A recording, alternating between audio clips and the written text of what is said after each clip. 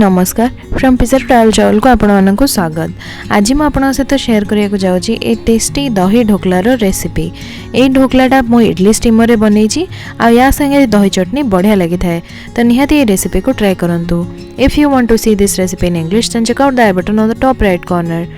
First मोटे bowl रे 1.5 cup बेसन नहीं गोटे टीस्पून लुण, आधा टीस्पून हलदी गुंड, गोटे टीस्पून चीनी, ये सब को भल भाव गोल मिसई दबा। तापर मुझे टिके पानी देकी गोटे बैटर बन देची। यार घोलटा पूरा पतला हवा दरकार, पतला घोल हवा जाए एथरे पानी मिसेकी घोल प्रस्तुत कर दियंतु। एबे एथरे 2टा कटा कंचा लंका देची आ देची गोटे इंच अदा को ग्रेट करिकी।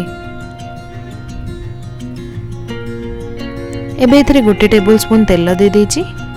या भल भाव गोल दबा। या 10 ରୁ 15 मिनट जाए छाड़ीदबा। तापर एथरे गोटे पैकेट इनो देदबा। इनो देले ढोकलाटा बहुत ही सॉफ्ट और स्पंजी होता है। या धीरे धीरे बैटर सहित गोल दबा। एबे आम बैटर पूरा फेण हो गलानी। गोटे इडली मोल्ड रे टिके तेल लगे रखी थी। एबे एथरे बैटर को ट्रांसफर करदबा। तापर इडली स्टीमर रे इडली मोल्ड गुडा को रखीदबा।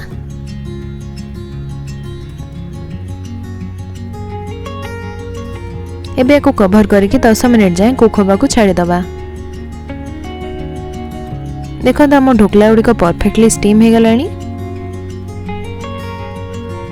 एबे तापे गोटे तड़का तैयारी करदबा। गोटे पैन रे गोटे टेबल स्पून तेल गरम करबा। तापर एथे दबा गोटे टीस्पून सोरिष, गोटे टीस्पून जीरा। जीरा सोरिष टिके फुटिला परे एथरे 4 ରୁ 5टा कटा कंचा लंका दे दबा। आउ दे दबा 10 ରୁ 12टा भुसंग पत्र।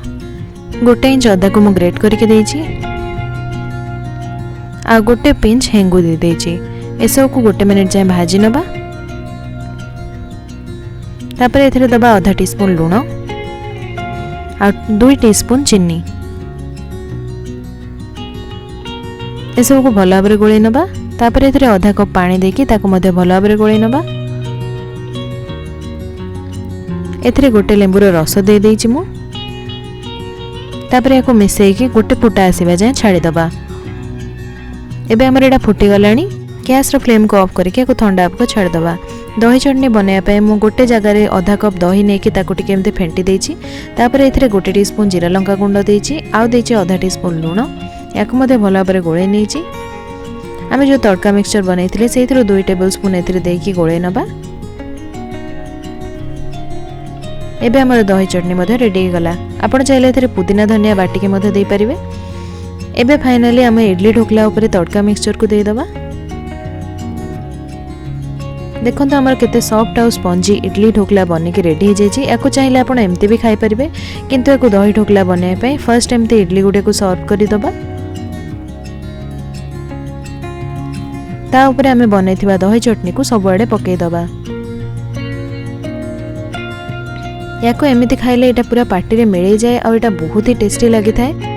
आपण तो एमती ढोकला बहुत ही खाइथिबे, किंतु एमती थरे दही ढोकला बनै कि खाइबा को ट्राई करंतु। और एटा बहुत ही टेस्टी लागिवो, मु आपन को एटा गारंटी दोछि। तो निहाती ए रेसिपी को ट्राई करंतु। जदि आपन को रेसिपी पसंद आसला देन ए वीडियो को लाइक और शेयर करंतु। और मो चैनल को सब्सक्राइब करंतु। Thank you for watching. Good bye.